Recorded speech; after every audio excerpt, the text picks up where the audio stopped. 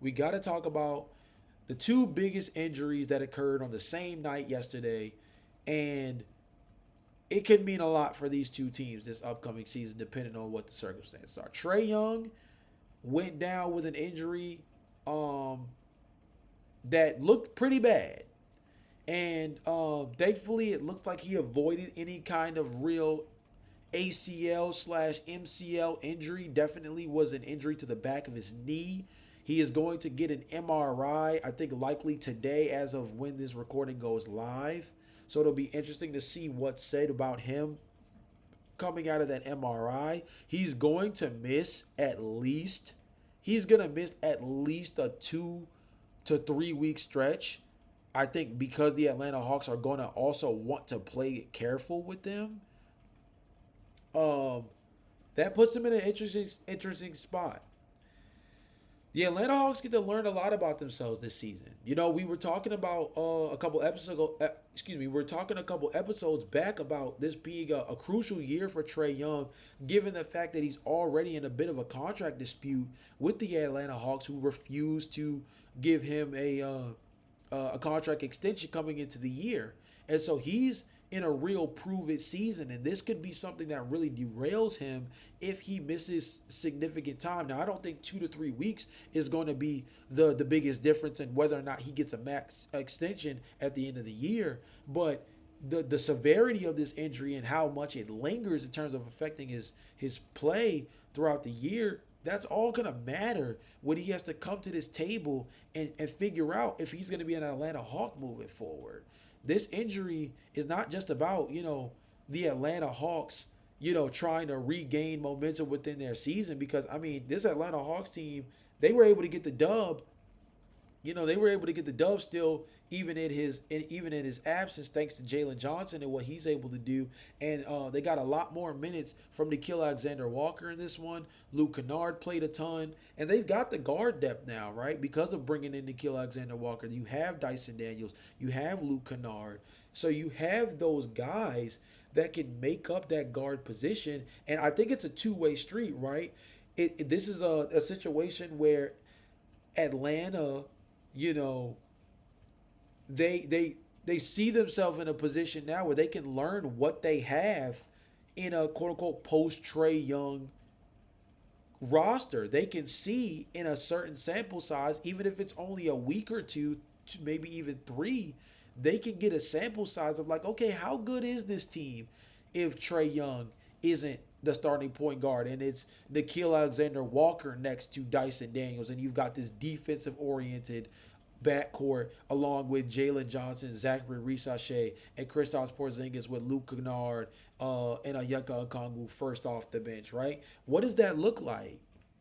Because if that team's still productive offensively and they improve as a defensive team because they've got more positive defensive personnel on the court with those two guys in Nickeil Alexander Walker and Dyson Daniels sharing the floor, I mean, that puts them in a position where when they come to the negotiation table, they can say, look, we've hit our head on the ceiling with you more times than not when it came to being a team that either missed the postseason or barely got past the first round. Sure, you had that flash in the pan year where you made the Eastern Conference Finals. So did the Portland Trailblazers when they had that flash in the pan year where they made the Western Conference Finals, led by Damian Lillard. But the Portland Trailblazers haven't been anywhere near that since. And they're in a productive rebuild right now. Maybe the Atlanta Hawks can be in a similar situation. The Portland Trailblazers moved off of Damian Lillard, and although he ended up returning like a boomerang, Damian Lillard's in a completely different stage of his career, and financially, the Portland Trailblazers needed to be able to move off of Dame in order to create some kind of flexibility to really start the rebuild and also create, more cap space to preserve their rebuild. Trae Young is so much more in his prime that giving him a max contract extension, he could be a 40-45 million dollar a year player. And you're talking about paying for a guy who, yes, is a walking 20 and 10 in terms of 20 points, 20 plus points and 10 assists, but he's a net negative defender and he's a small guard. And we know that in today's NBA, outside of Steph Curry, we haven't seen too many teams be led by a small guard and win a championship.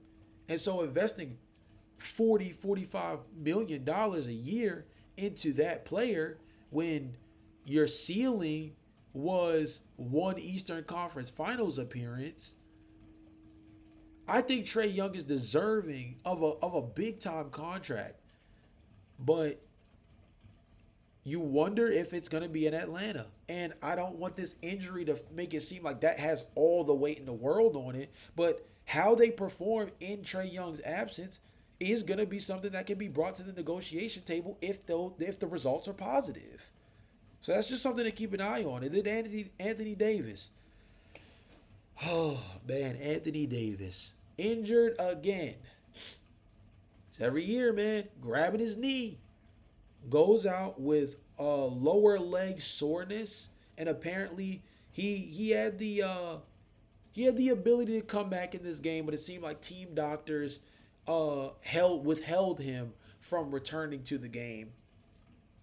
It will be a big hit to this Dallas Mavericks team, who's already trying to figure themselves out, by the way, if they lose Anthony Davis, given the fact that they're also dealing with injury issues to Daniel Gafford and Derek Lively. That would be your entire front court just wiped off the face of the earth for the next week or two if you're missing Anthony Davis. And after that, I mean, they don't really have any depth. I mean, you'd have to start PJ Washington probably at the 5. You'd have to play much more small ball where maybe you start D'Angelo Russell, Christie, you move Cooper Flag to his natural position at the 3, and then you have Klay Thompson and PJ Washington, or maybe you have Max Christie, Cooper Flag, Klay Thompson, PJ Washington, Dwight Powell. I mean, this team, for a team that's already struggled to start out the gate this season, if they miss Anthony Davis for any kind of real stretch of time, not just like again, he had the chance to potentially come back in this game. So there's a likelihood that he might come back next game and be totally fine. But if this causes any issues where Anthony Davis misses significant time, you pair that with Kyrie Irving already being lost for majority, if not the entirety of the year. You pair that with the fact that Dante Exum is dealing with a knee injury himself. Daniel Gafford and Derek Lively are both dealing with lower extremity injuries as well.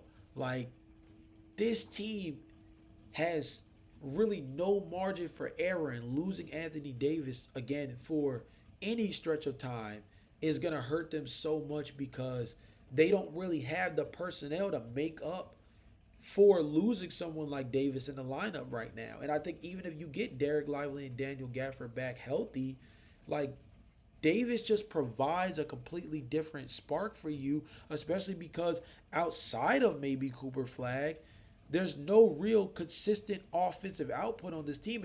And Cooper Flag's still trying to figure himself out offensively as well, given the fact that he's still trying to learn how to play this jumbo point guard position.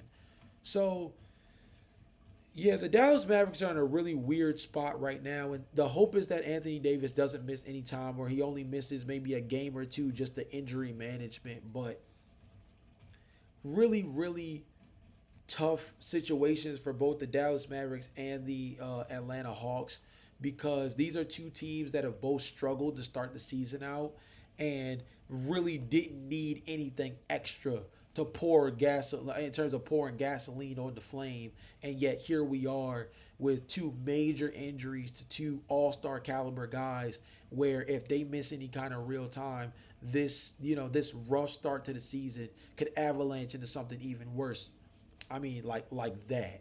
You guys let me know in the comment section down below which team, if let's say both players had to miss 2 to 3 weeks, which team do you think would be at the biggest disadvantage if these two guys miss significant time? And let's say the Dallas Mavericks at least get Derek Lively back, or they get Derek Lively and Daniel Gafford back, but they're without Anthony Davis for 2 to 3 weeks, right?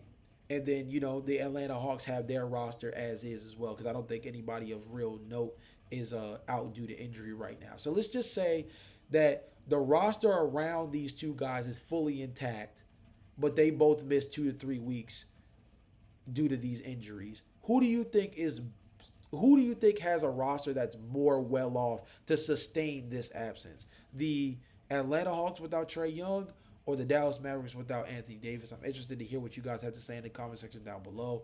But with that all being said, this